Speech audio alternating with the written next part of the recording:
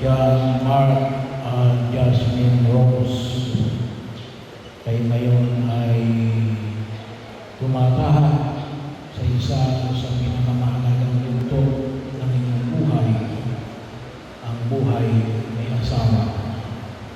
At nawa ay kayo ay higit na makinabang sa isa sa itong sakramento na ipinagkaloob ng Diyos sa atin. Bahagi yun. Well, maraming dahilan kung bakit nag-aasawa. Pero sa mata ng simbahan, sa mata ng Diyos, hindi pwedeng mawala ang dalawang ito.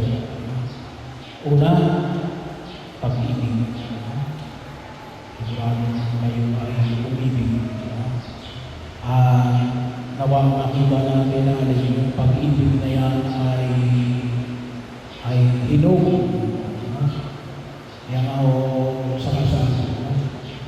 Ang tinatanggap natin ay meron tayong tinatawag na tamang edad. Sa pagpasok sa buhay may asawa, ang sa atin ay at least 18 years old. Yung mga before Second Vatican Council, before 1965, ang tinatanggap natin ay 14 and 16. Kaya po may mga magulang tayo na kinasal na medyo mas bata. Ngayon, at least 18. Siguro sabi nila, bakit ba may edad? Kasi yung pag-ibig ay yan ay nahihinog. Iba yung pag-ibig ng bata. Baka mamaya pag-ibig niya pero papilang ka na. Ang tingin lang namin alin ay pagtingin lang isang papi. Isang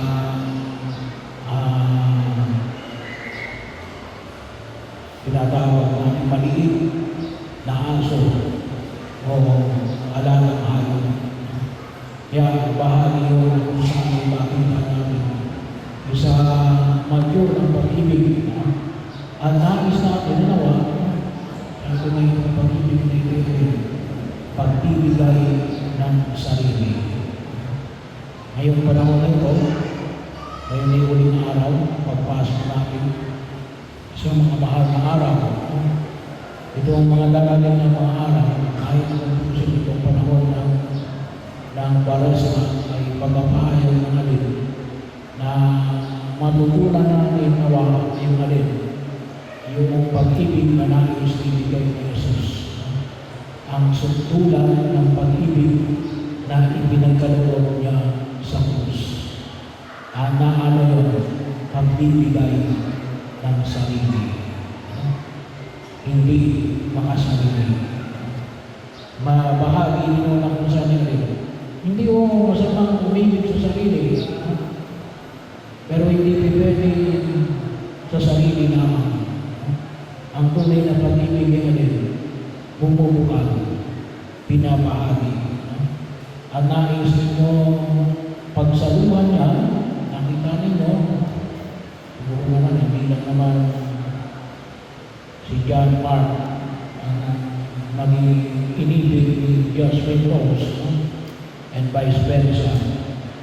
Maaari ito, pero ibig sabihin iniisip mo na ito yung tao na siya iibigin ko habang ako ay nabubuhay.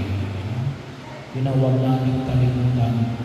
Nais ko magbahagi ng aking sarili at nais ko ibahagi ito sa tao ito habang kami ay nabubuhay.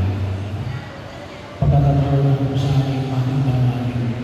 Ang kaya nga, kinakailangan natin, kalimitan na sinasabi ko rin na bahagi ng pakikisan natin kay Kristo sa larangan ng maayos na pamamahala na kinakailangan natin alagaan, inaalagaan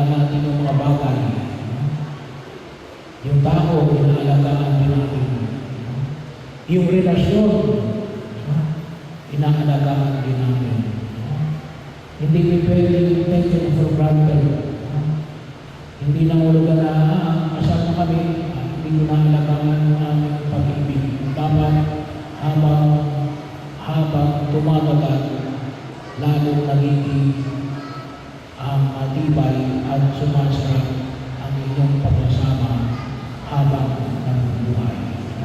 Pero sa araw na ito, ay nilagay niyo sa buong may kapal na nawa lumalim kayo sa pag-ibig at nawa ay sabi na natin ay maging maliwanag sa inyo na ito yung taong magiging kasama ko na babahaginan ko ng aking sarili habang ako ay nabubuhay. At yan ay hindi madali. Kaya bahagi yun ng pag-ilos na nakikita natin. Hindi lamang sa ating mga magulang, ngunit sa lipunang pinagdalawa. Pangalawa, isa ho dahilan kung bakit ko ipinalaga ng Diyos sa sakramento ng kasal ay para sa pakikibahagi namin sa Diyos sa biyaya ng paglikha. Tayo naging kabahagi ng Diyos na lumikha. Lumikha ng alin. Kayo bilang mag-asawa, lumikha kayo ng alin na anak ng pamilya. Yan ay bahagi yun. Nakita ko natin. Ang tawag na natin sa Bicol English, co-creator. Co-creator. Kayo ay magtilikha. Hindi lamang ng buhay, ngunit ng isang pamayanan.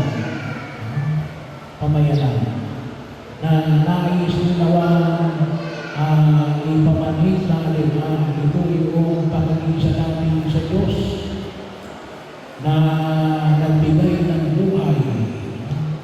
At sa ating din makikita yung pangalaga sa pagbibigay ng buhay sa loob ng pamilya. Napakahalaga ko yung ginagampanan ng pamilya. Dahil ang bahagi yun na huwag natin kalimutan nasa kapangyarihan ng pamilya. At yun ay alin, pinaglilibay sa sakramento ng kasal. Kaya, nawa, sabi nga natin kumisa,